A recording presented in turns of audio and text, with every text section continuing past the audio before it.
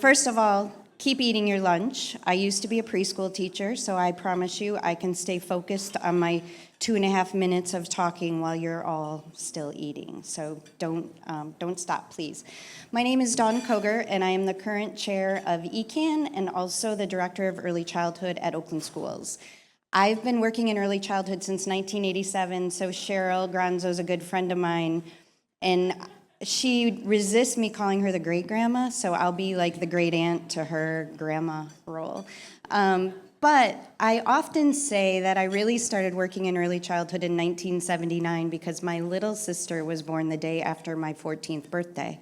And that is really when I decided that I wanted to spend my career being an early childhood professional.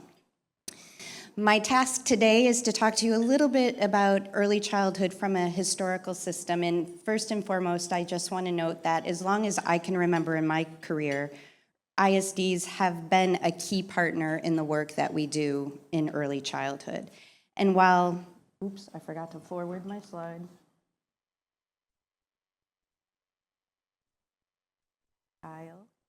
Oh, there we go. Nope, back. There we go. And while it hasn't always been the case, today it's common knowledge in our field that the early years provide the foundation for future educational achievement, economic productivity, responsible citizenship, lifelong health, strong communities, and even successful parenting of children who haven't been born yet. Like, that's a lot to wrap your head around. What happens in the first 5 years of life matters. So in the 80s, when I was in college, we studied scholars like Vygotsky, Skinner, Bandura, Dewey, like the same scholars that my K-12 friends probably studied as well. And they really introduced the importance of early childhood and its role in learning, in later learning.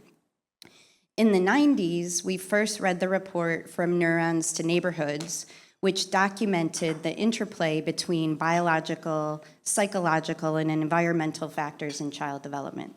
It emphasized how children's experiences, starting from their brain development in infancy, are influenced by family, community, and socioeconomic factors.